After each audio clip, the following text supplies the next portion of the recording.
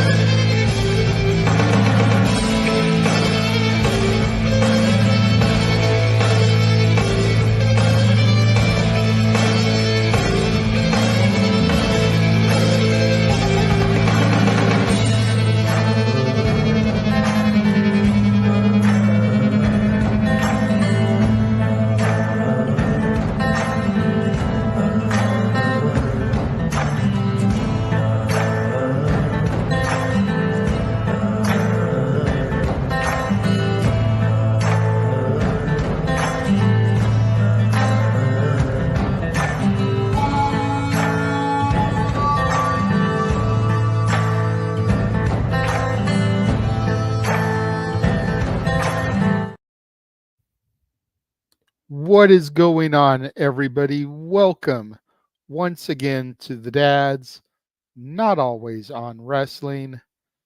I, of course, am your host, the Renegade of Wrestling, J.J. Williams, joined by the man, the myth, the legend, the West Coast professor, Jeff Mother Effin' Meacham. We're not 5 minutes in yet, so I can't say the F word just almost yet. Almost there, just like Princess Tiana. And That's right. really quickly for the Disney dorks out there, as y'all know, our logo is done in Disney font. Have you seen the animatronics for the Bayou Adventure ride? I saw the voice of Lewis get the first look at Lewis, and I'm as giddy as he is. I'm not going to lie. That was badass looking. All right. So. Just had to get that out there real quick because I've seen the footage circulating these last couple days. But we're not here to talk about Disney today. No, We're not here to talk about The Princess and the Frog. We are here to talk about the top 10 women's championship matches in WrestleMania history. As long as there was gold on the line, we're going to be discussing it. Yes. WWF Women's Championship, Divas Championship, Raw Women's Championship, SmackDown Women's Championship, NXT Women's Championship, WWE Women's Tag Team Champions. 40 years of WrestleMania. What was it? Something like 30 matches to go through? Altogether, yeah, it was over 30, and I was surprised that there were that many, to be honest with you, because I thought there was a bigger gap than there actually was. It's still a pretty sizable break between championship matches for the ladies, but not as big as I thought it was. I'll put it that way. Yeah, I mean, there was a good 8-year gap between WrestleMania 2 and 10. That was the longest gap where there was no championship defended for the women. Yep. And then from 11 to 15, so that's another 4-year gap. Right. And then from there, they were pretty prominently featured starting at like 17. Yeah, because 2000, the championship was with Stephanie, so there was that. And then, once they had Raw and Women's Championships, well, there were 2 matches per show. So that kind of made up for some of the lost years there. And then they brought the tag titles in there.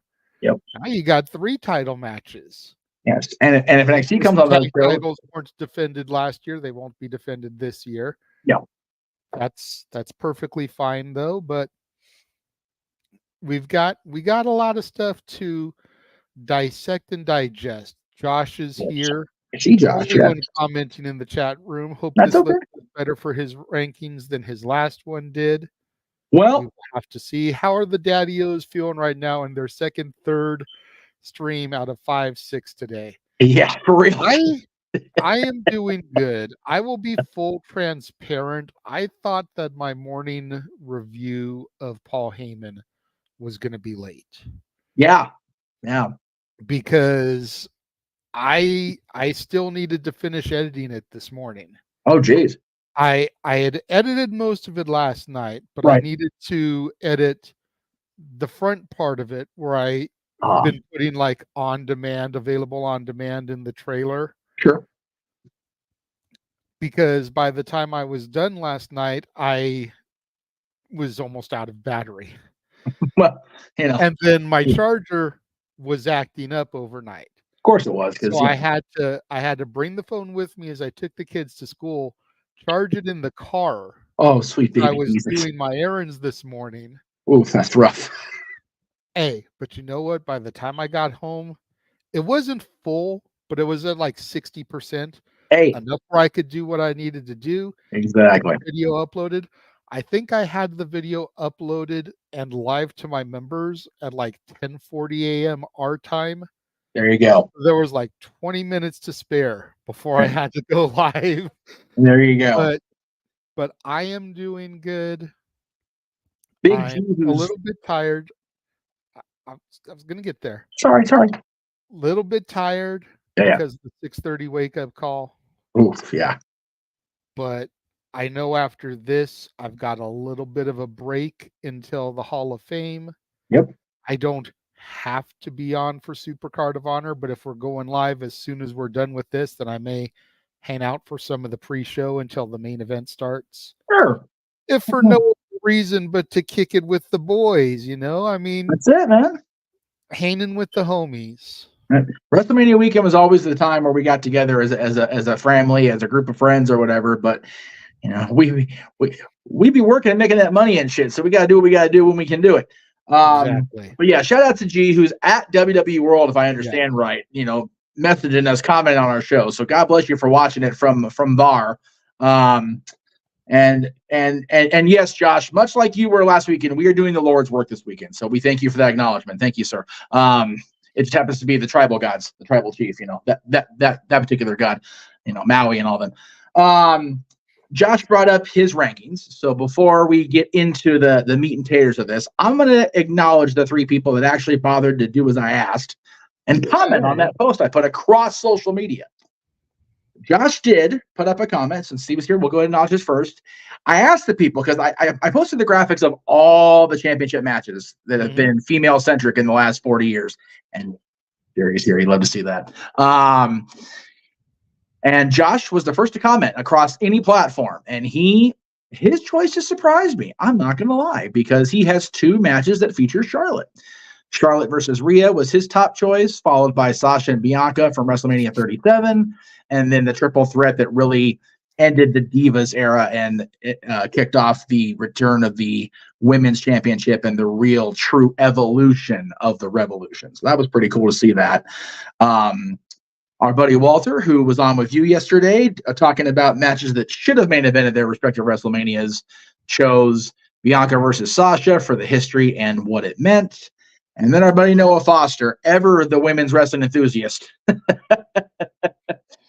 went a little crazy, but I love to see it. The match from WrestleMania 19, the triple threat, the WrestleMania 22 Mickey Trish match, the aforementioned WrestleMania 32 match, both women's championship matches from WrestleMania 35, which is still going on now. God bless you people in Jersey. That can't be still going on right now. It can't be, because The Rock is still fucking in Florida inducting his father and grandfather in the Hall of Fame. So we haven't even gotten to 35 yet.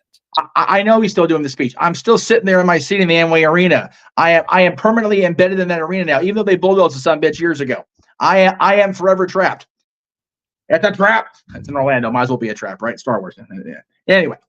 And the Bianca Sasha match, aforementioned the Becky Bianca match from WrestleMania 38, and last year's Night 1 women's championship match. So a lot of good variety of choices from our 3 commenters, and we thank our 3 commenters because nobody else bothered. That's right. That's cool.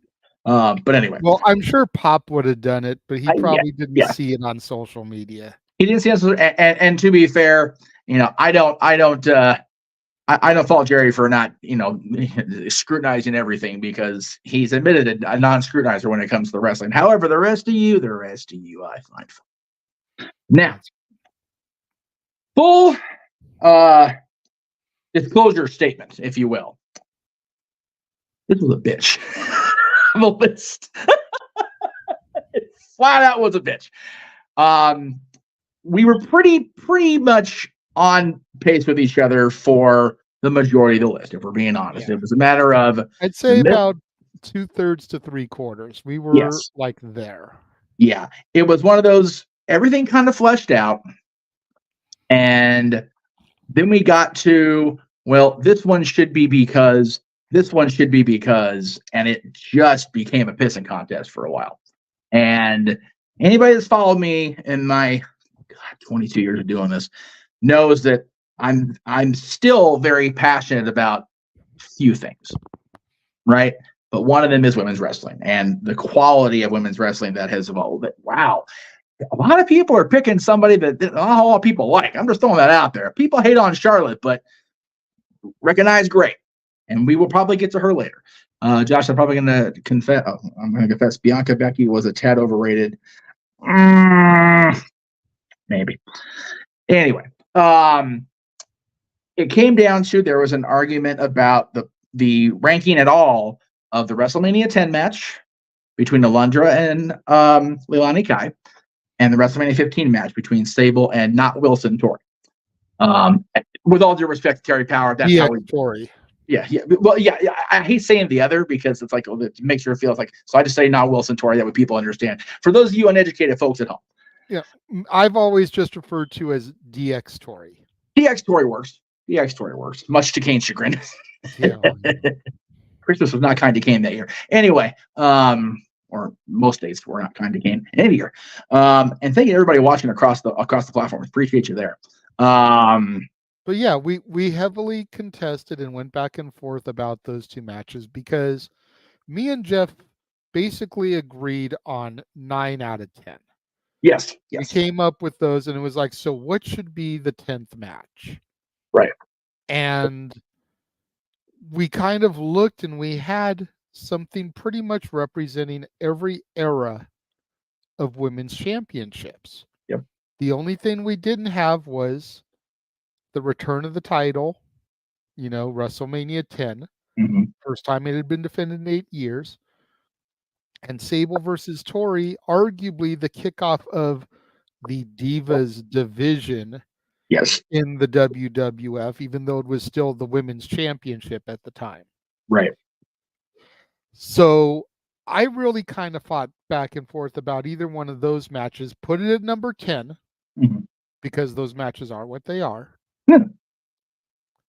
But I felt like they needed acknowledgement, and Jeff all but fought me tooth and nail. Like, I think if he could have teleported from Santa Clarita to freaking Apple Valley to throw hands at me in the moment, he would have. No, yeah. That's how adamant he was that those matches did not deserve a ranking spot on our list. And let me be clear. No disrespect to Rena Mero, to Terry, I don't know what her real last name is, but Terry Power, for lack of a better term. Terry Posh, I believe, at Poke, I already say that. Forgive me, Terry. To Leilani Kai, and especially not the Deuce. I mess him with Deuce. She'll kick my ass. And Deuce knows I know I'm scared of her.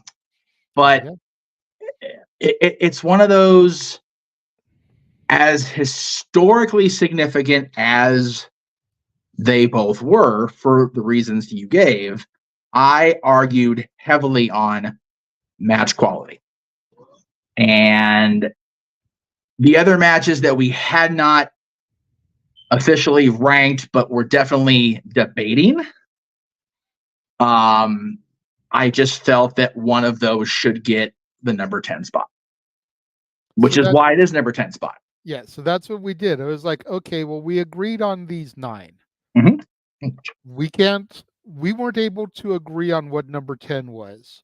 So I basically told Jeff, I was like, surprise me. Yeah. But whatever match you pick has to be number 10. I don't care how great it is. Right. It has to be number 10. Yep. Because neither one of us were able to discuss and agree on, oh my God, this match has to be on our list. Right. So whatever match he came up with in this spot right now, number 10, yes. I have no idea what it is. Right. And we could be talking freaking Angle Michaels WrestleMania 21, one of the greatest matches of all time. But it's still number 10 because neither one of us were able to pick it out when we were doing our discussion and everything. So don't shoot us for it being this way. Yes. That's the reason why it is where it is. Go ahead, Jeff. It is a matter of circumstance and necessity. So, number 10 is on here for both historical purpose and for match quality.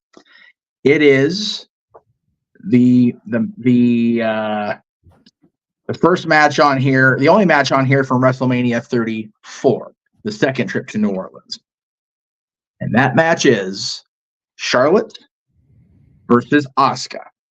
Charlotte defending the SmackDown. You were going to put another freaking Charlotte match on the list. Okay, hang on now. I am. Dude, you get the name wrong. I'm gonna smack you, Josh. Anyway, here is the thing. Number 1, I disagree with the outcome completely. As do I. And I know a lot of folks out there do, because Charlotte won again. But it is significant. And unfortunately, significant of it is it's a negative one. But the match kicked ass. Both these girls gave everything they had. In the context of the story, Charlotte won bridging off one arm with that figure 8. No business being able to do that with the way her legs were worked on during the course of this match. Great match, great story going in. My only real bitch with it, even though Charlotte won, is that it ended Asuka's undefeated streak. And ever since then, Asuka A has never won at WrestleMania. Yet, there's still hope tomorrow or Sunday, whatever it's tomorrow, right? Yes. So there's still hope, but she's facing Jade at her debut. So we talked about this yesterday. Adamantly. I also just think that, it's the outcome was not correct, but the match quality and the historical significance, good or bad, good and bad, are why it's at number 10. And like I said, it's number 10 because we couldn't definitively decide on the number 10 one. So that's why it's here again. And to answer the question that I saw pop up. Yeah, I was going to address it once you got done with your thought. Yes. No, Jeff, or excuse me, no, Josh. Botch. Any women's championship match. I believe we said that at the beginning of the show. Yes. Women's title, Divas title, Raw, SmackDown, NXT, tag team. If it is a championship belt and it is held by a woman, it is able to be on this list. So thank you for paying attention. Go stand in the corner for 2 minutes. Now, if we were talking about across all companies and knockout championships, yes, EY would be in contention. That's right. So there you go. Because him and ODB, man, knockouts tag champs. That's right. Shout out to Showtime. I love me some Eric Young, dude. Him and Frankie are gonna tear shit up. I'm loving it. Anyway, number nine. Number 9 is where it is because it's the last one that we agreed on. I mean, like, if we had been able to agree upon and discuss and come to terms on Charlotte Asuka, then this match at number 9 probably would have been number 10. Yeah. But it only got up to number 9 as far as quality and everything goes because it was the lowest ranked match that me and Jeff could agree on. Yes. And it's the inaugural WrestleMania. Yep. Wendy Richter with Cyndi Lauper versus Leilani Kai with the fabulous Moolah from the inaugural WrestleMania. Yes. And again, it's not the greatest match in championship history, but the historical significance cannot be understated. Yeah. It's the semi-main of the first Mania, for Christ's sakes. Yeah. And that's the tweet. That's the tweet. It was the semi-main event to Hogan, T, Piper, Orndorff. Yeah. With all that pomp, it was high valued enough that it was there. And a lot of people will be like, but it was the cool down match. It's the bathroom break before. No, it wasn't. No, not that year, buddy. Nope. No, weren't no such thing at that first Mania. To settle the score, the brawl to end it all. Both of those shows via MTV that kind of helped kickstart the Rock and Wrestling Connection were very heavily contingent on Wendy Richter and Cyndi Lauper. I will take it a step further and say, without Wendy and Cyndi getting sideways with Cat and Malou, and then with Leilani and Moolah, Hogan wouldn't have stepped in to defend Cyndi. Piper wouldn't have stepped in to be that guy. There would have been no Hogan, Piper, and antagonistic situation. These 4 women are the reason this week exists. Yup. And fight me to the death, because I will win. Because it's women's wrestling, and I will stab people through the heart. As far as match quality, the match was what it was. Yeah. But you cannot take away the historical significance. Nope. And the fact that, to Jeff's point, WrestleMania itself may not even exist without Cyndi Lauper and Wendy Richter. Nope. And it's good to see that the simple man is resting his spectacular voice. Yes. But shouting from the rafters in the comments section. That's it. Shout it loud, brother. We love you, Noah. We'll see you at 4. You know what? As soon as we come on the air with the Ring of Honor thing, I want to know Noah's thoughts about this list. Absolutely. Since we'll probably have a little bit extra kickoff time, I want to hear his take on this. So I agree. I hope you're taking notes, bro. Yes. Rough count one. You know. If you missed out watching long At least I haven't gotten started on the bro yet, bro. Don't make me go full bro. Josh will turn this off in a hurry, bro, if I start going full bro. Well, we'll be okay because Josh has actually done his homework and been pretty good about his comments so far, bro. So we'll see. That's fair. And Pop says it's okay, Josh. Pop is here for you. I love the fact that my dad gets involved. Go ahead, sir. Number 8. Father stepping in to protect the little ones. You love to see that shit. Now, speaking of Josh, this is the match that Josh was fearful his computer would be set off by the mentioning of the names. At number 8. Jesus Christ. No. I think their brains would combust. I do not want Matt Riddle on a Vince Russo podcast. We will all die of spontaneous probustion. Absolutely not. No. That needs to be a shirt. Spontaneous probustion. There you go. Have their faces on each end and just have it probustion. Greg Cherry, get on that shit. Anyway. Buy the shirt. It doesn't exist, but buy it anyway, by God. Pre-order that shit right now. It's not even a link. Just go on there and spend money. It's PayPal me, whatever. I don't give a damn. At number 8 is from WrestleMania Kickoff 33. How is this match on the kickoff, for fuck's sake? Mickie James, Becky Lynch, Natalya, Naomi, and Carmella all challenging Little Miss Bliss. I'll save your device the trouble there, Josh. A 6-pack women's challenge. And it's on the kickoff. Since this was a kickoff, was this a good morning for Miss Bliss? Very good. And if you know, you know. And if you don't know, do your homework, bro. Do they have those Saved by the Bell edited versions on Peacock with the rest of the series? Don't know. They should. We'll have to find out. You know how yours kind of were what they were, but you still had, Zach and Screech and Lisa and Haley Mills and Dennis Haskins, for crying out loud. I was gonna say, Damn it. By the way, somewhere in the ether, there is a shot of Haley Mills with all 3 of the twins, one of which played Tori. That shit just blew my mind. I was like, what? It was Parent Trap sequel, if I remember right. So that was one of those meta moments like, whoa, if they only knew. Anyway, yes. WrestleMania kickoff. Naomi wins this match, wins the title in her hometown. But we're going to have them on the kickoff. And again, this ranking is one of those, this is the quote unquote least of the best. Because from here on, it's all gangbusters, baby.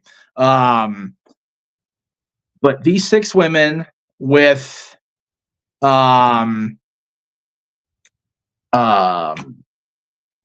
what they were given, which was basically a play the chicken ship, being relegated to the kickoff at the end of the day. And they still went out there and tore it up like they were semi-main. And they were all sound. Naomi had the beautiful moment in front of her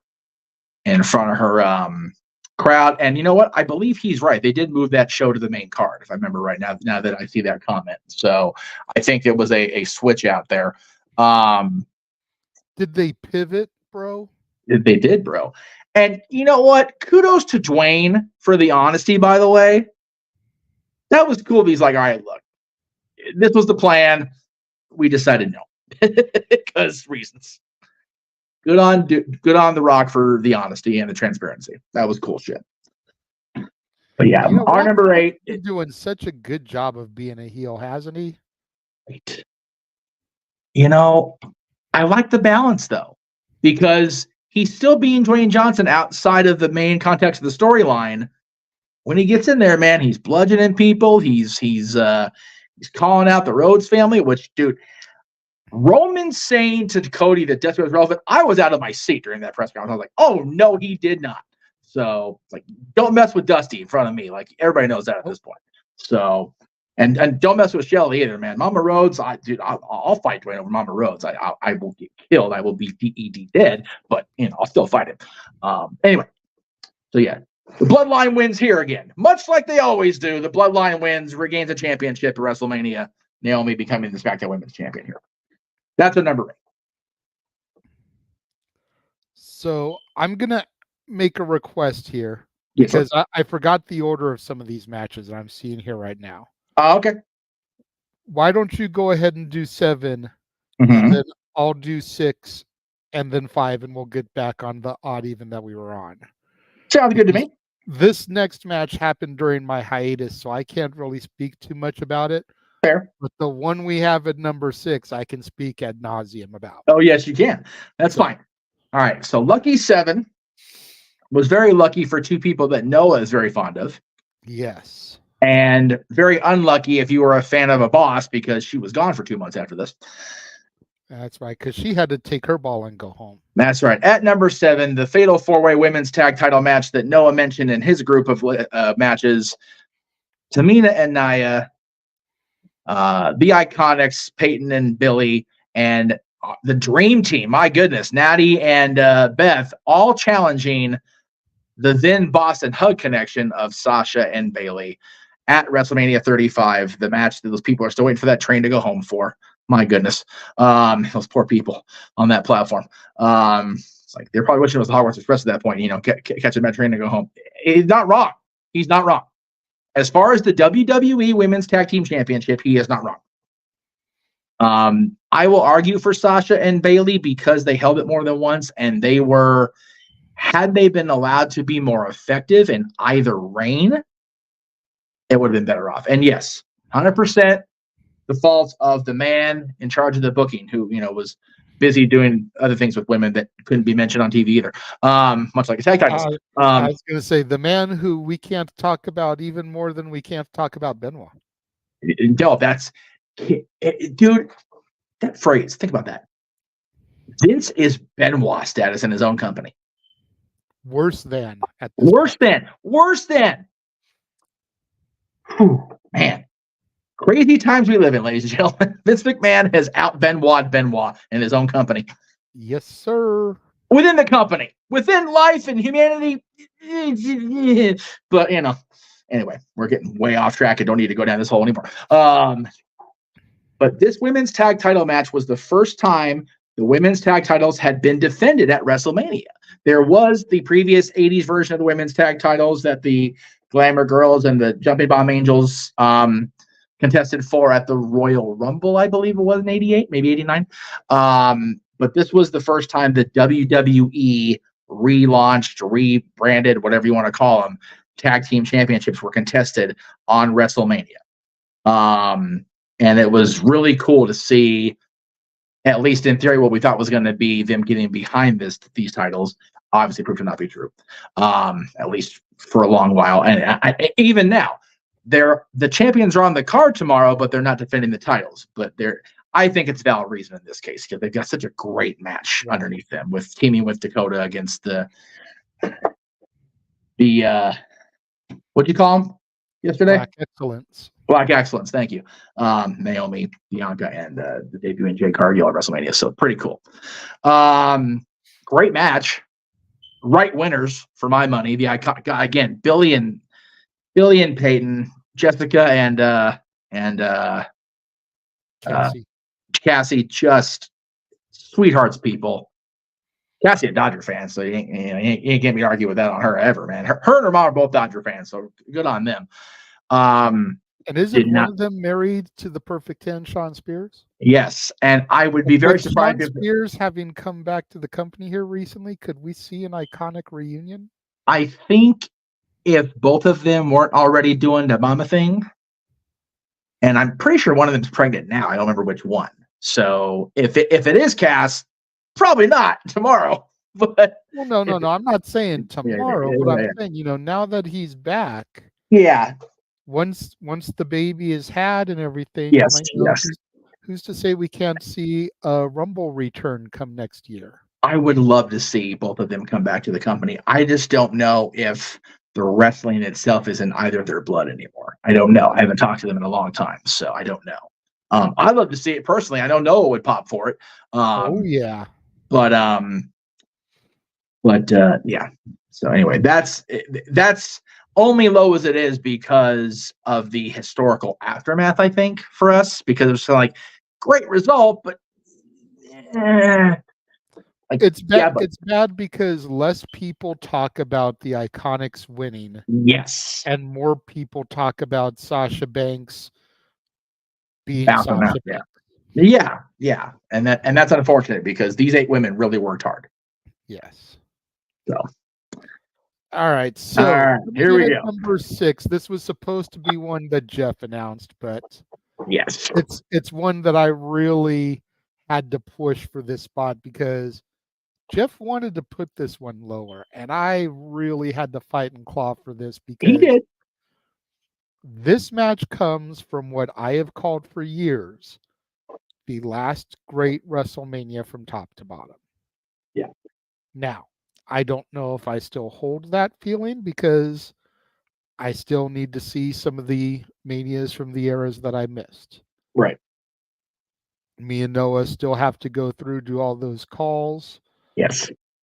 And life happened. We had to put the brakes on that. So it is what it is. But just until I see those, I still consider this top to bottom the last great WrestleMania, and that's WrestleMania 20.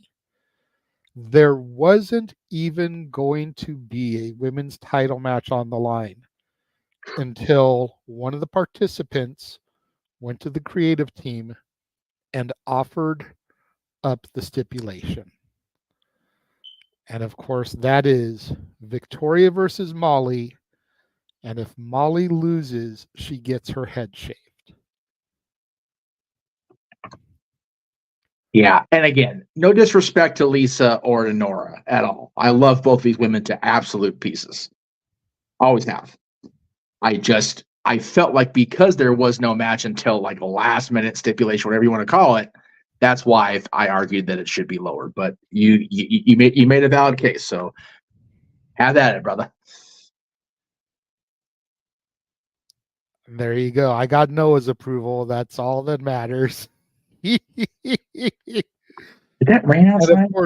And then, of course, he had to, come back to it, Yes. Look forward to it. Always priorities over passions.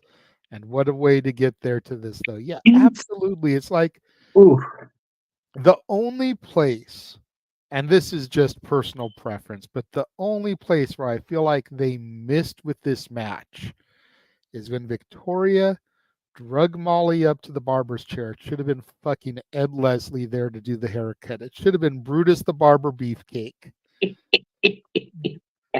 It would have made it sticky. It would have made it corny, but it's WrestleMania, the 20th anniversary at the Garden. The last time WrestleMania would be at the Garden. Yes, that's fair. That's fair. And to have Brutus the Barber Beefcake be up there, full gimmick, his blades, his hedge clippers, and then sit it down and start taking the cutters there would have been freaking epic. I only truthfully believe he wasn't there for 2 reasons. Number 1, Hogan wasn't there to fight for him being there. So right away, that's enough. Fair. But number 2, it wasn't too long after his little anthrax cocaine scare at the train station, was it? So I didn't pay attention to that stuff. They're probably going, maybe not yet, Ed. We'll see in a few years when you get your shit together. Never really did. If you watch Dark Side, he never really did. Yeah, it was again, Mania 20 is justifiably held in high regard. I dare say if any Mania is going to come close to bumping that, it's going to be the next 2 days, brother. This card both nights looks jacked. So I know. We shall see how it plays out. And it's hard for me to compare a 2-day Mania to a 1-day Mania because sure. You've got to go by days. Like, does day 1 compete with this? Does day 2 compete with this? Because otherwise it's not fair to put 8 hours of television, 14 matches, the iconic Bloodline storyline up against 9 matches. Well, think of it this way. We've got 13 over 2 days. WrestleMania 5 had like 13 or 14 matches itself in 1 day. Same with 4 because the tournament. So it can be a fair comparison. It's just a matter of how you look at it, how you justify fairness or comparisons. So, and yeah, again. But to Cape Rayer's point, unfortunately, Victoria versus Trish wasn't a WrestleMania match. Yeah, we got it in a triple threat. We can't count that. No, they were involved in that triple threat that was mentioned in Josh's comments. So I know, but or not Josh's. No, sorry, no, my bad. Yeah, and it's raining hard. That sucks. Sorry, I'm hearing the rain going. Man, okay, Mother Nature, take your bipolar meds. Jesus, make up your mind, lady. All right, so getting back on track to the odds. Number 5. Yes. Number 5 was the culmination of 8 months of story. And I saw the start of. Yeah, you saw it live. I saw it via television. Ooh, but that's palpable. Yeah, I mean, the way it started, I've seen interviews and read transcript of interviews where the person who lost at the start of this feud was literally in tears backstage. Yep. And the person who beat her came up to her, dried her eyes, and said, "Don't do this. You're going to get it back in a big way." Yep. And to her credit, as much crap as we give her recently for nearing Charlotte levels, yeah, she kept true to her word. Yep. Big time Bex versus Bianca, WrestleMania 38. Yeah. Jay, you and I have been a part of some epic pops over the years in our wrestling fandom. And the stadium in Vegas is mighty big. Been inside it a couple times now. Shout out to Legion Stadium and our buddy Lex. Especially with her recent loss, man. I can't even fathom that shit, Lex. So we love you, for real. Especially this weekend, because WrestleMania was always a big weekend for her and her pop. So, particularly 30. But that place damn near caved in when Becky walked out there to be the surprise challenge. And man, as Noah says, man, it was a palpable moment and a very palpable feud between then and this WrestleMania match. Just personal and visceral. And it really got Becky to that place that arguably we really wanted to see her go when she turned on Charlotte a couple years prior. And get that really just disgusting, do anything to win heel out of her. Beautiful. Beautiful television for me. Apparently Cape Rayer's been listening to me the past couple of years. I would say, unfortunately, you're both right, because now she'll never turn, which is frustrating as hell, because it'd be great if she and Tez just went, you know what? Enough of this bullshit. But they're not going to now. No. I don't see it anyway. Not anytime soon, anyway. No. But it's feuds like this and stuff she's been dealing with lately that give her every justification to pull that trigger, man. Yeah. But I mean, just seeing her get that moment again. Oh, so good.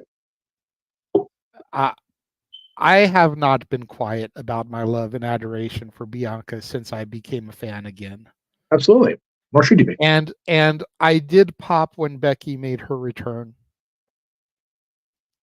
I booed as soon as she beat her. Yep. Because the way it went down. Yeah. Yeah. And then to hear that story about Bianca being backstage in tears. Yep. And Becky consoling her. Yep. Just like, okay. I'm good with this. I'm good with the way everything went down. Yep. Because and like I said, Becky was true to her word. And Becky, like I said in the intro, Becky is starting to get to that Charlotte level where people are just tired of her. Yeah. In the matches. Like, I am no Liv Morgan fan either, but I think that there was more story in Liv versus Rhea at Mania Yeah. than to give the match to Big Time Backs. Yeah. To the man. And I said granted, the marketing here, the man versus mommy. it works. Yeah. Good marketing there, but Yeah. there was more story with Liv and Rhea. Yeah. I said last night on Musings, Becky's become her again in the title matches. And that's not what we want to have that role since Charlotte's out for 9 months. Yeah. I am hoping that with the right people in charge of booking now, hopefully. I know Hunter's still really high on Charlotte because, Flair. But I think he's more high on Ashley than he is high on the Flair last name. I think he's very much unlike Vince in that respect. But hopefully this time off will give everybody a chance to miss Charlotte and give booking a chance to do it right. And yeah, Liv versus Rhea would have been a great story to wrap up. Talk about finishing stories. God, Liv and Rhea was a great team, and then it wasn't because of Rhea. So it had some sizzle behind that steak. So all right. So here's where we get people sideways, because the next two are going to feature people that they're not going to like hearing about, especially right now. End of the day. Number 4 is the night 1 semi-main from last year. Number 4 is the women's main event of night 1 from last year. Number 4 is one of the best women's matches, championship or not, in WrestleMania history. Die on that hill with a stick of holly in my heart. Charlotte and Rhea. And I low-key mad at Travis still for being late. Not his fault. Traffic and nature are some bitch. But having been a chance to go back and watch the entrances and then the match now back, the only thing that could follow these two was that tag title main event. Because damn, these two tore it up. These two were just so in sync with each other, on point with everything. You guys got to call it in my app, and I was there live for it. Just everything about this match said this is a WrestleMania match. This is a WrestleMania championship match. And like I said, and I will hold to this until somebody definitively proves me otherwise, the only possible match on night 1 that could have even remotely followed this was the one that did, because of the emotion behind Sami and Kevin finishing that particular part of their story and beating the Usos and sending everybody into a, oh shit, what about tomorrow now moment in their head. Any other match follows Charlotte Rhea, they're dead. They're dead on arrival. No chance. WrestleMania finishes flat as a pancake, because these two just went back there and went, follow that. Yes, sir. I will argue that there was one other match that could have followed it. From night 1? No. Okay. I was going to say you'd have to go to night 2, and it would have to be Roman Cody. Oh, right. But that's what I'm saying. But as far as night 1, yeah, you're absolutely right. And yeah, and on the night they had it on. Yeah, it's one of the matches that me and Walter said should have been the main event. Yep. Over the tag title match. Yeah.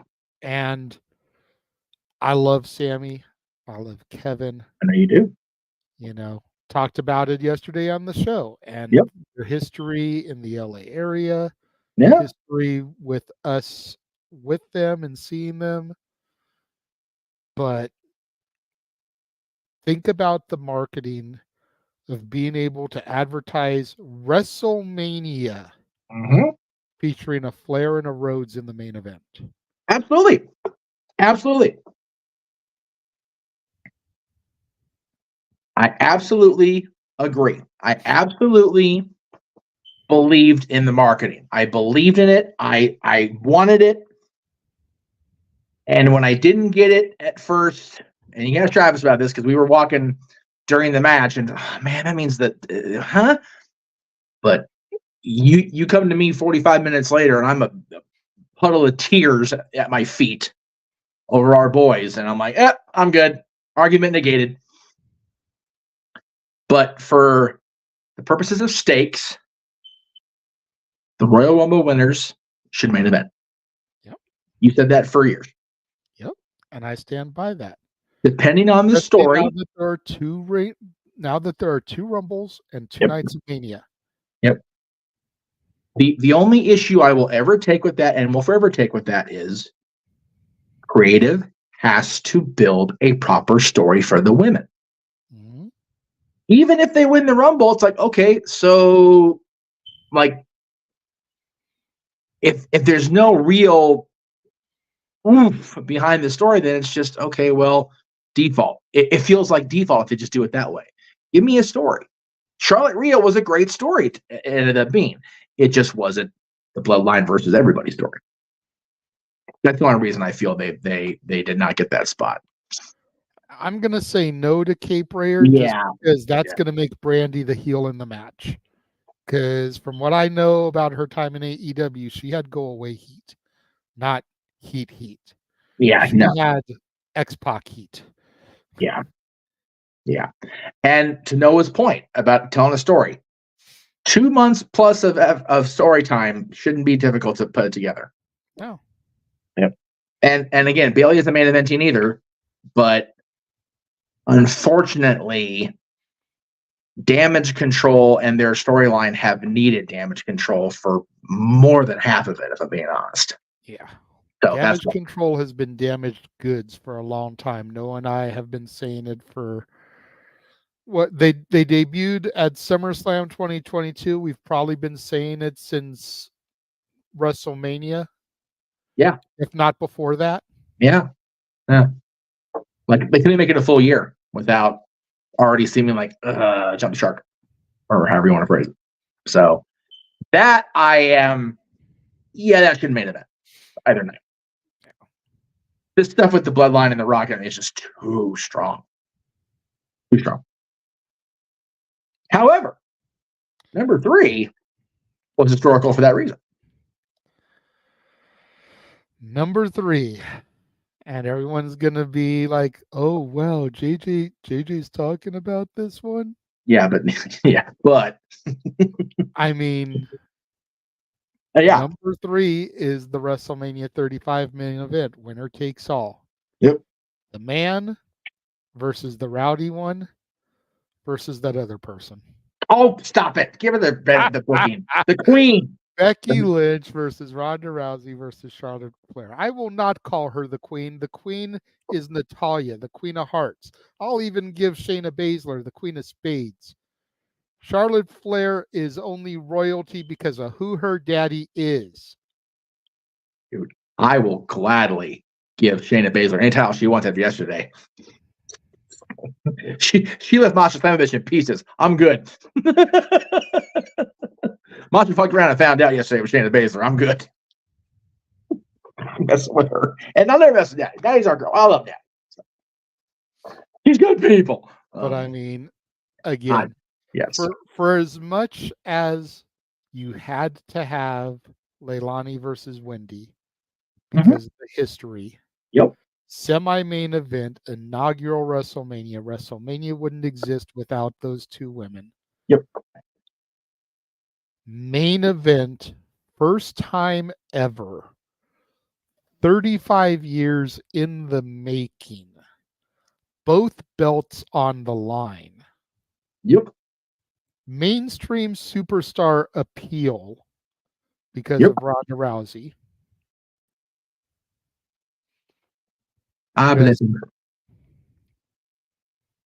They deserved it. Yep. They deserved it. I mean, I will say this is a match that was on me and Walter's list yesterday. That maybe it shouldn't have been the main event. Oh, okay. Because I believe we said that Edge versus Orton, last man standing, should have been, considering all the history. Plus, it was the longest match over both nights. Wrong show. Now 36. Okay, then it was a different match. 35, 2019 Mania. God, what was that show? Isn't that bad? It doesn't matter right now. Yeah, it doesn't matter right now, but yeah. I feel like it got the main event because they put Charlotte in. And it's like, if that's the reason we're giving the main event spot, then that's the story was definitely Becky and Ronda. Going back to Survivor Series. And the reason Charlotte, the reason Ronda got sour on the business. Because of what happened with Becky and Nia and Charlotte having to sub in. And we'll never get that one-on-one with Becky and Ronda now, especially after this book of Raw just came out. That shit ain't happening now. No way. That book is on its way to me, by the way. Oh, I had no doubt of it. Should be here by Monday. Dude. Yes, thank you, Noah. Thank you. You don't have to shout it so much, bruv. If there was to be a sub-topic on either night this weekend, open mic night, post, whatever you want to call it, it would be the quotes from Ronda's book, because, man, are those making around this weekend.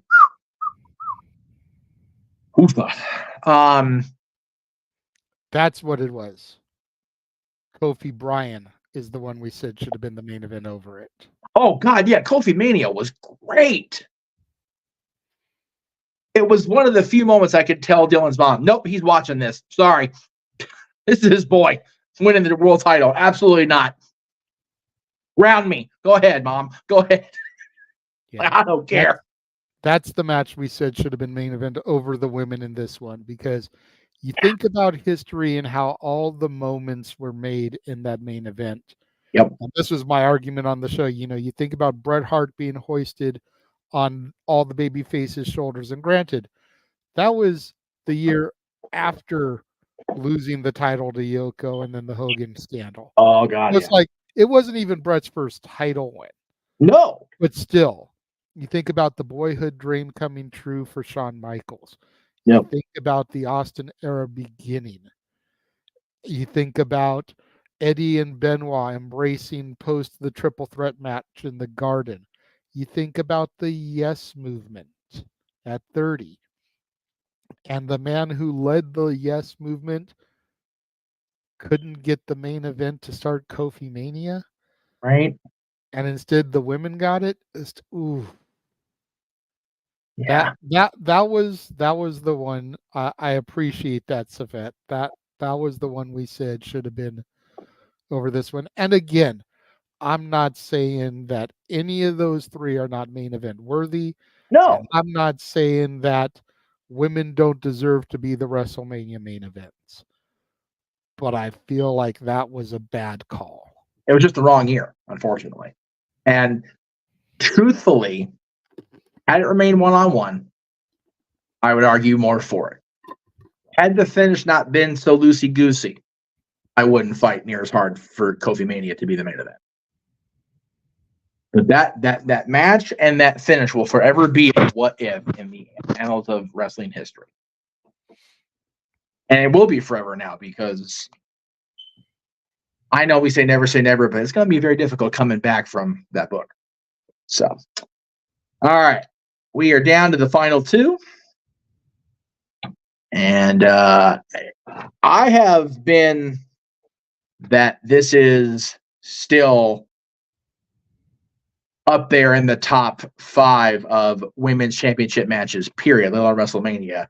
And I didn't get a disagreement from my tag team partner here, but there is one better, and we'll get to that momentarily. But number 2 was a standard resetter, for lack of a better term, because it was the champion that was crowned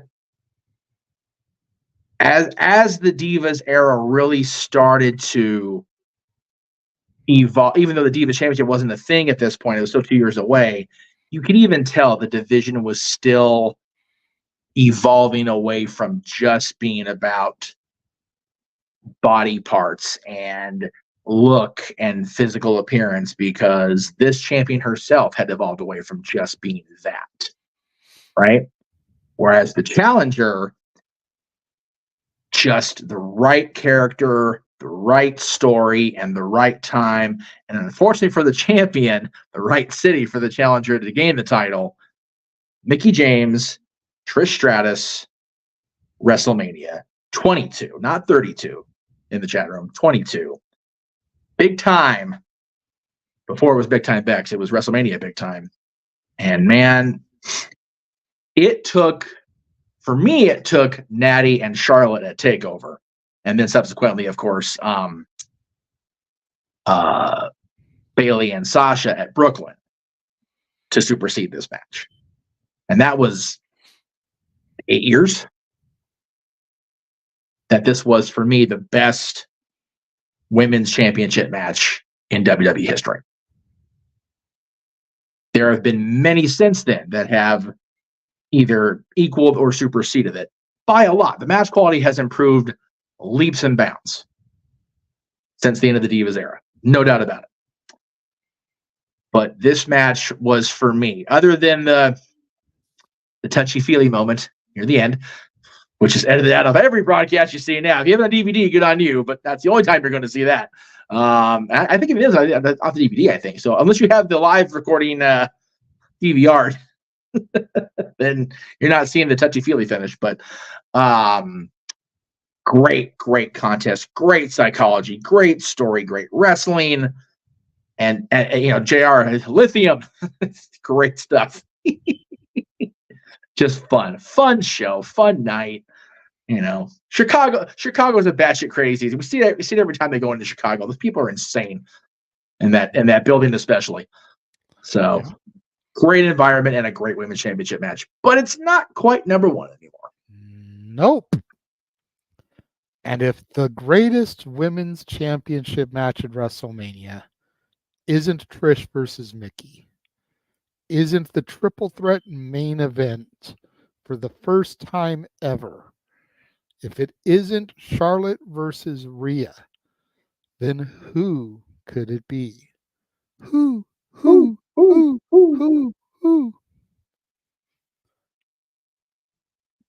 Sasha Banks versus Bianca Belair.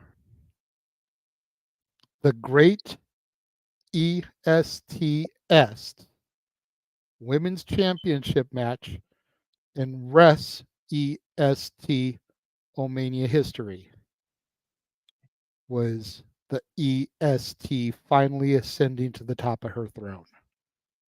Yep.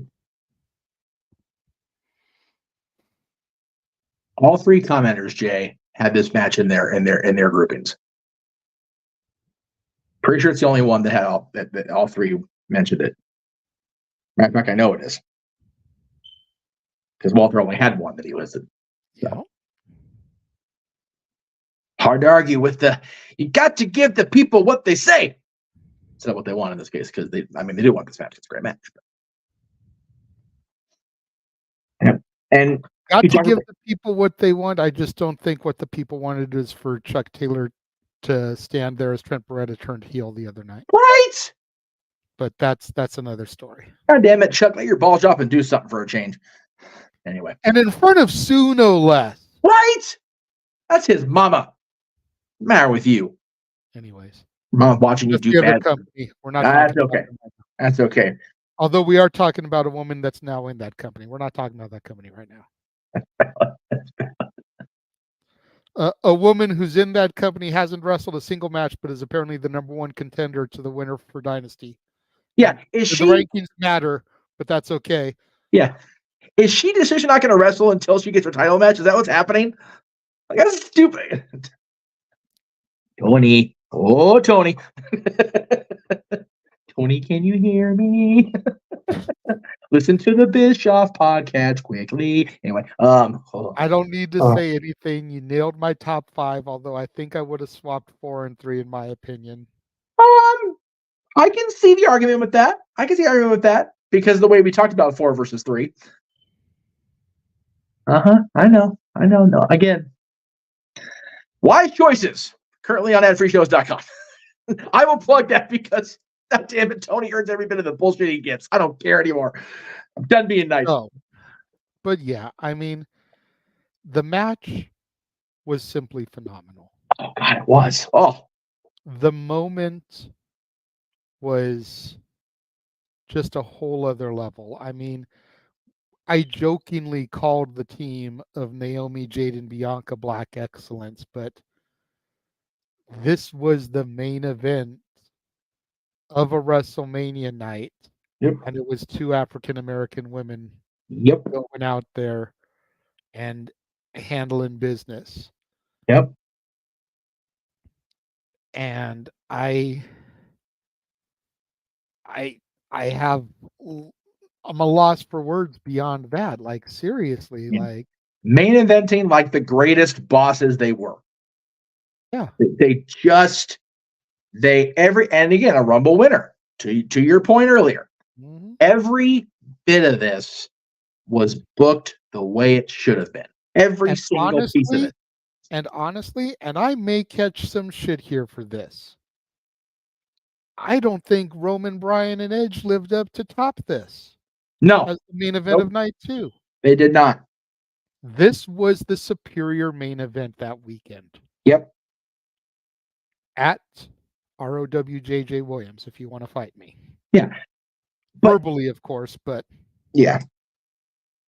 But again, no disrespect to Joe or Adam or Brian. Roman's story was nowhere near the bottom of the first inning yet at that point.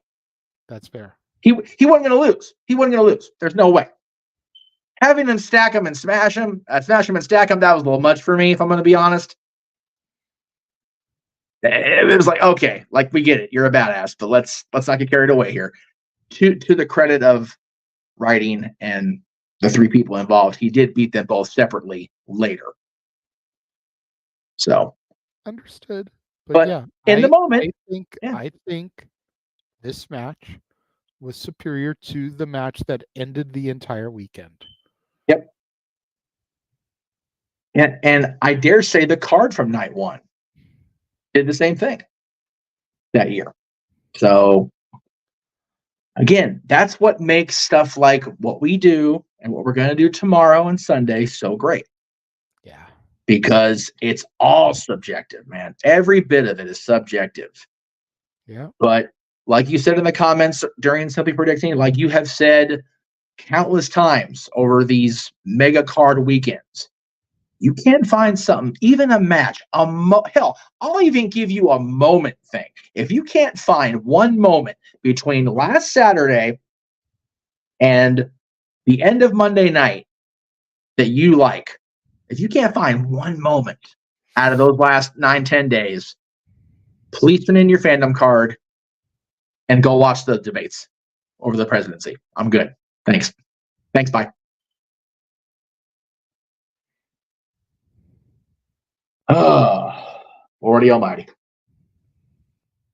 And yes, I agree with that last comment, man. The hair whip went to a next level in that match, man. She whipped the shit out of her. It was like, oh, it was brutal.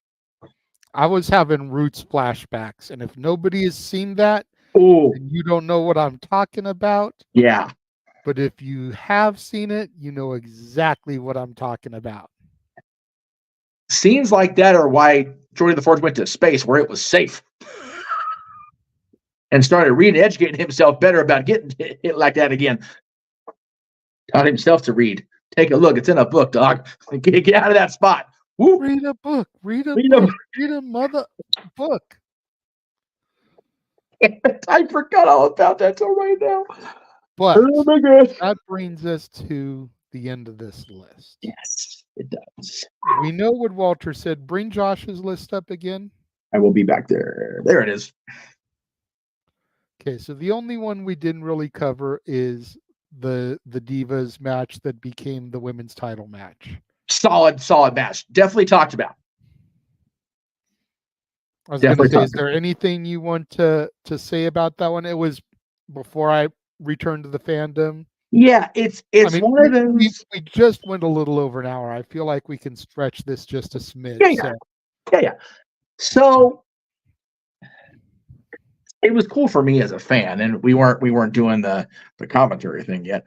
That WrestleMania was a mixed bag for me because in the moment First of all, it was a 12-hour day if you count driving to Wade's, being there for Mania, driving back, getting up hella early the next morning, taking Dylan to school, going to get our head shaved bald because of freaking Zack Ryder and Miz bastards. Stupid Miz, stupid Cardona. Actually, that would have been Tuesday morning, so I take that back. It was still an extra day, and it still sucked. But anyway, the match itself, it was definitely the right call. I still say part of that call was AJ's departure the year before and trying to get the stink of the Divas title off of the company. That's fair. And I don't know if AJ hadn't left, if that wouldn't have been so pushed so hard for him, right? But that era was over. The Bellas were done for the most part. AJ had left. The majority of the Divas had properly evolved into being part of this women's division, or deserving to be, I should say. Right. And the match was so good. Charlotte and her moonsault spots are what they are, whatever. Like, even I'm over those at this point. The finish with Flair, getting involved, and then her turning on Rick the next night was kind of like, okay. It was just kind of the whole thing with Charlotte and Rick when Charlotte first turned heel after the Divas Championship was very much felt forced to me. Like, either have her be bad and embrace it, or have her be good and not want to deal with her dad's bullshit. Like, it just seemed off to me, and it always seemed off every time he came back after that. As far as Noah's selections that we didn't talk about, yes, I was going to get there. Yeah, of course. The Trish Victoria Jazz match was definitely a possibility. Yes. As was the Trish Lita Jazz match. Yes. Those are both ones that we did communicate about just a little bit because of the fact that it was Lita's only championship opportunity at WrestleMania. Right. Hall of Famer, you think about her career, it was the only time she actually challenged for a championship at WrestleMania. Now, she always seemed to have the bad luck. She always seemed to be injured around Mania time. Fair. So it kind of was what it was with Amy. Sure. But it was definitely a discussion. No, it was. And then, again, the Trish Victoria Jazz definitely was a discussion as well, as was Ivory versus China. Very briefly, yes. Go ahead and throw that one out there too as another honorable mention. It was a conversation. It was. But it wasn't enough of a conversation to really solidify. And Oh, yeah. Absolutely. I think that was the goal at WrestleMania 21 had Amy not got hurt. I think that was the ultimate end game had she not got out of the injury. As far as the 19 match, unfortunately, that suffered from the commentary and the wardrobe choices of the three women that led to the naughty commentary. It was kind of like, it kind of made it lesser than for me. Ironically, he was fighting for the Ivory China match going on there, and I'm the one that fought against it. Mm-hmm. And at the end of the day, I said it plain and simple. They were trying to salvage what they had left with Joni. I will forever love her. I will forever miss her. But once they took her out of competing against the men, she was a fish out of water. Because she could easily line up an entire division and bulldoze them all into the freaking sky bucket seats. Every single one of them. It didn't matter. So they did. All they could do was take her off TV with an injury angle for 2 months. And then she had one pay-per-view match for the championship after that. And then she was gone. Because of a number of reasons that I'm not going to dive down the rabbit hole because I ain't about to cry today for sadness. Kind of was what it was. Money was involved too. Had it been a different era, I think everybody would love to have seen China and Beth. Yeah, right? I would love to have seen China and Awesome Kong. Oh my God, right? And even now, China versus Nia. Yeah. People are going to say what they're going to say about Nia. but I think they need to just get off their fucking high horse. She's so much better than she was since she's returned. I agree with that. You know, I mean, I think the problem with Joni was twofold. One, Joni's mindset was always self-depreciation. Again, may she rest in peace. Always down on herself. And the other thing was she was the superstar Billy Graham of her generation. She was just too far ahead of her time. If she'd been born 10, 15 years later, she'd be a vital part of this thing right now. fair. She'd be so great in any of these companies. AEW, TNA, WWE. She would be a solid, vital roster member. Imagine her in the Knockouts division. Jesus Christ. Not that stupid one-off she had teaming with Kurt Angle. Screw that in its ass. Absolutely not. That was stupid. I love Joni. And I love everybody involved in that match, but God, that was so forced. The fact that was her last match makes me sick. It really does. Nothing against TNA or the people involved, but just the way that was done was just stupid. But she could have been a force to be reckoned with any other time. It's just because of who she trained with, how she was trained, how she debuted. She was always going to be a force. And the women's division of 1999 through 2001 was not a force. It was a whimper of a division. It took Trish winning that championship in that six-pack challenge at the Survivor Series and getting injured on the way there, having to take time off and really hone her craft and get her shit together. People to go, you know what? Just think about it. Anybody else remember Trish's first TV defense after the Survivor Series? I do. Bra and panties match on Velocity against Stacey Keebler. That's how far they've come. Great six-pack challenge at Survivor Series. The follow-up was a bra and panties match on Velocity for the first defense. What the actual shit? So, yeah, big ol' oy vey. Shout out to Teresa. It's rough. Just rough. Yeah.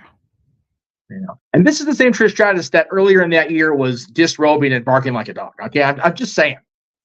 Hell of a 12 months for Miss Stratus. That being said, Yes. we've covered our list. Yes. We've covered the matches on the people who actually responded to us lists that we didn't talk about as part of our list. Thank you for that. We've even thrown a few honorable mentions in there that were part of the discussion Yes. that just didn't make the rankings. Yes. Did we miss anything? Let us know in the comments, whether it's the live chat, whether it's the comment box down below once this thing goes and you start watching it on demand. What women's championship matches do you feel were top 10 worthy that we didn't discuss? Yes. And maybe, just maybe, during our marathon calls this weekend, we'll slide a couple of them in during the women's matches. There you go. But as arguably the greatest world champion of any era would say, we've only just begun for today. Yes. It's As coming the top up. of the hour. Yeah, that's fair. Yeah, we'll go live. Hell with it. Because you know what? Noah was waiting on his dinner Yes. to watch us. Yes. So let's give the man at least to the top of the hour to get his dinner in. Yes. So at the top of the hour, 3 o'clock Pacific, 6 o'clock Eastern, Ignore that time. That's why we're keeping the banner up. we will go live with our coverage for Supercard of Honor. Huge pre-show because, well, I don't think they're actually starting the real show until 5 o'clock Pacific, 8 o'clock Eastern, but you know. Yes, but the 0 hour is at 7, so that is why we're So an hour of hype before the 0 hour. Yes. Noah says, "Okay, what the heck? I'll see you in 45." Atta boy. So our lead commentary man has confirmed it. Adam Pearce style, former NWA World Heavyweight Champion. We've made it official. That's it. During that And then call, from yes. there, Yes. beginning at 7 p.m. Pacific, 10 o'clock Eastern, Yes. I will be beginning our coverage of the WWE Hall of Fame. Yes. Stand in the Hall of Fame. Woo! I actually heard that song the other day. Did you? I was doing my job. I was doing my Yeah. Uber Eats. I Yes. had to go to Charlie's Philadelphia cheesesteaks to pick up an order to deliver. Ironically enough. I'm waiting for the order. That song comes over the radio. Nice. And I'm just like, Shit. I legit don't think I've heard this song for like 15 years. Nice. That's And tremendous. I'm in a Philly cheesesteak restaurant. Mania is in Philly. The Yes. Hall of Fame is around the corner. I'm just like, the synergy was there. No kidding. Oh my, that's So great. yeah, I love starting it. at 7 o'clock, I'll be beginning our coverage of this Yes. as basically the red carpet. You know, the Yeah. superstars are arriving after SmackDown. They're giving their interviews. They're Taking the taking room their down. chairs. Yeah. You know, I'll be covering all of that stuff. You know, Bull Nakano, the U.S. Express, Thunderbolt Patterson, Liam Ivia, the greatest of all time, Muhammad Ali.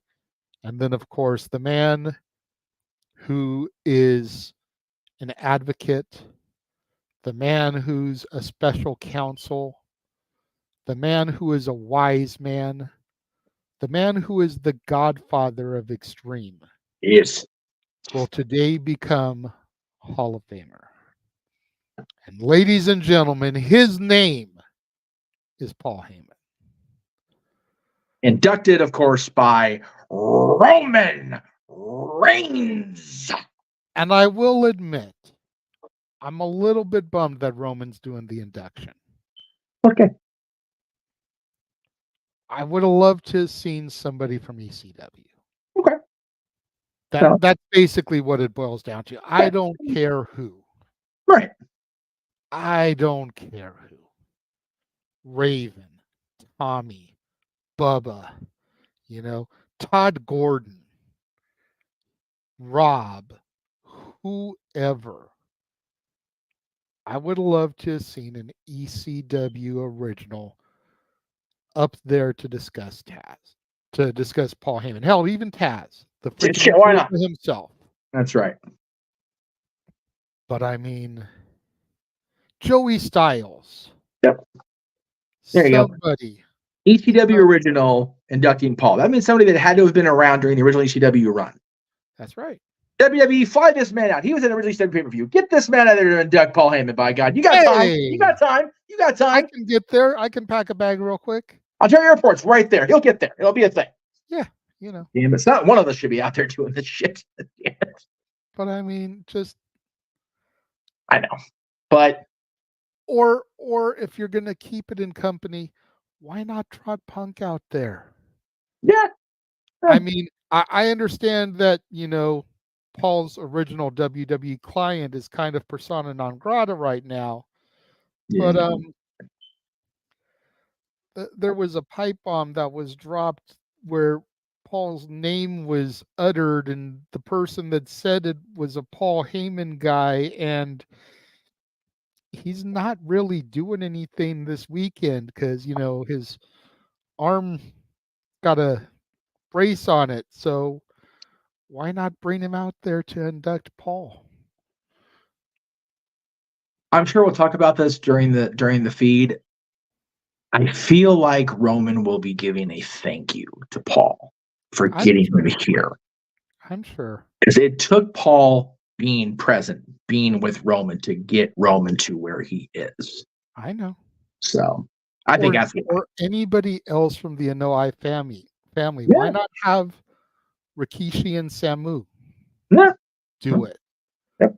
Samoan SWAT team, the Head Shrinkers. Yep. I feel like Roman at this stage in his career should be like Undertaker back in the day, where he just doesn't come on stage. Taker was about keeping to the gimmick, but I feel like Roman shouldn't be up there. Oh, okay. And it's not because he can't talk, Well, no. but I just feel like there were better choices Hmm? in the WWE family. God.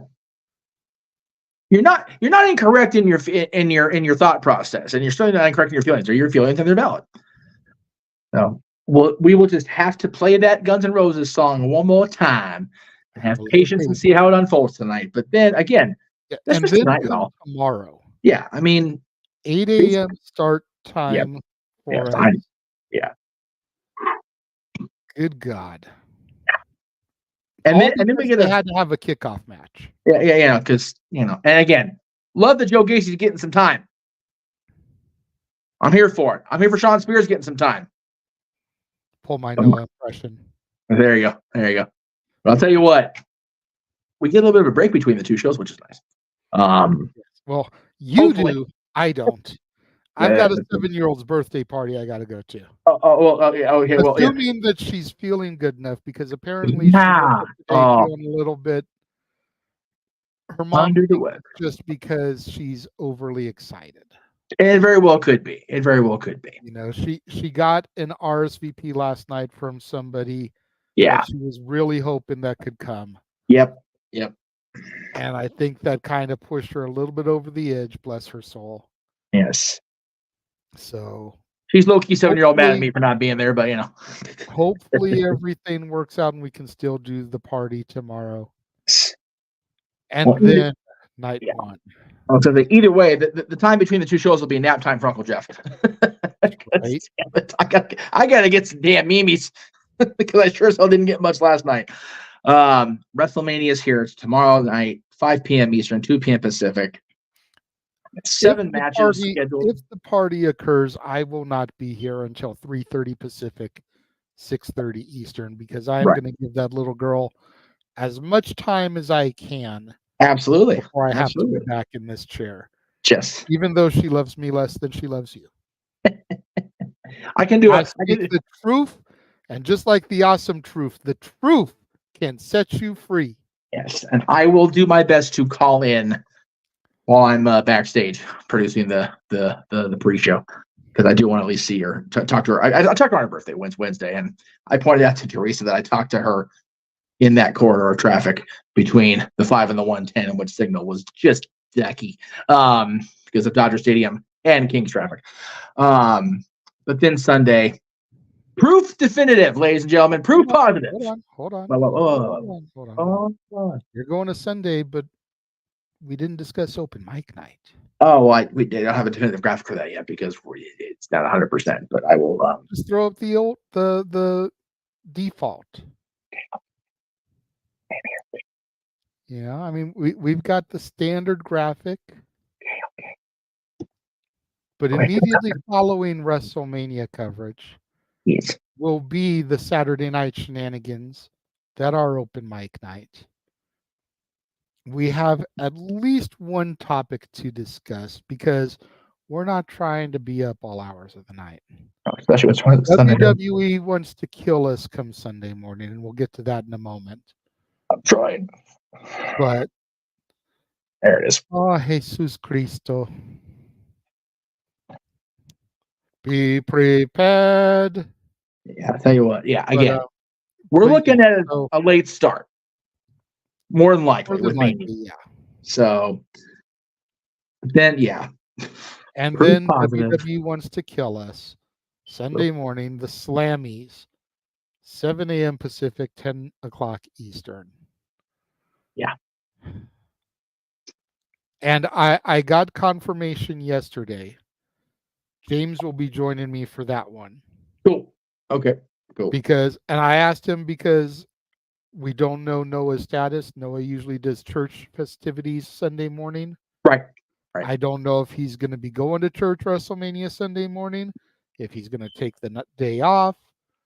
But I booked James to be there with me to do commentary just in case Noah's a no-show. Okay. Of course, you can be on screen as well. Yeah. If you're still sleeping, then I can run things until you get there. Yeah.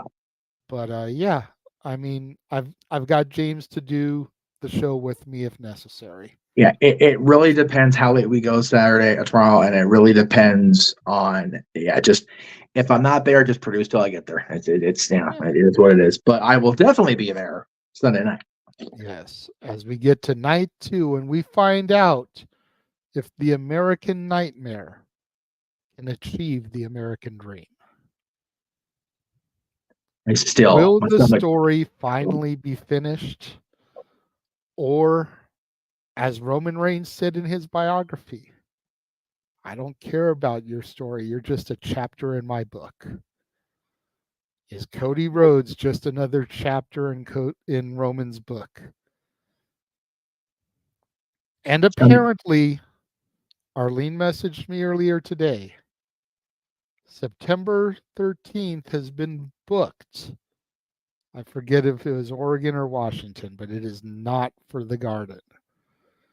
So the next Friday the 13th after that would be December. No. And no. I'm not saying it had to be a Friday the 13th. That wasn't the selling point of my argument. It was that was going to be the day after Hogan's thing. Yeah. So if you booked the celebration in the Garden, the home of the inaugural WrestleMania, where the Garden is the Garden, Vinny. Oh my God. Okay.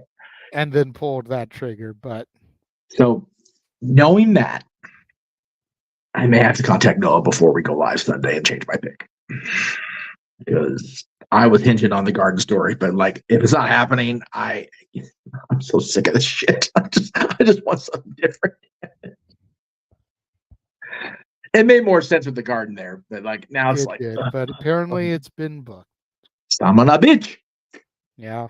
Look it up real quick so I can give you full accuracy while we're still bullshitting here. By the way, I will. While you're looking up, I'm going to shout out Paul Heyman and Gabe Sapolsky for my attire today. I'm totally trying to kiss the booty of the Extreme. So Seattle, Washington. Okay. SmackDown in Seattle. Okay. There's Friday the 13th. I mean, there's no basketball to book around anymore because Sonics don't exist anymore. So why not? Oh, but WWE, you're causing my stomach to do more somersaults. I ain't about that shit today. And then after all of that, oh yes, is the Raw After Mania. Yes. Immediately following Meach's musings on its new day and time. Permanent, hopefully. God almighty, because I mean, y'all got to talk wrestling cancel. I got to do something on a Monday. Damn right. Now that we've got a 3-day break before we do it all over again with Windy City Riot and Collision Battle of the Belt. Yes. And then we get a week off. Yeah. After this morning, it has now been confirmed that the next weekend, that's just a normal run-of-the-mill open mic night, will be May 12th. Jeebus. Sammy's show sold out like that. As I figured it would. As I figured it would too. It would have been cool to go support our boy. But if I'm being real. Apparently, it was announced on Impulsive earlier today. The draft will be in the next month or so. Jesus Christ. So. WWE. Safet with the breaking news.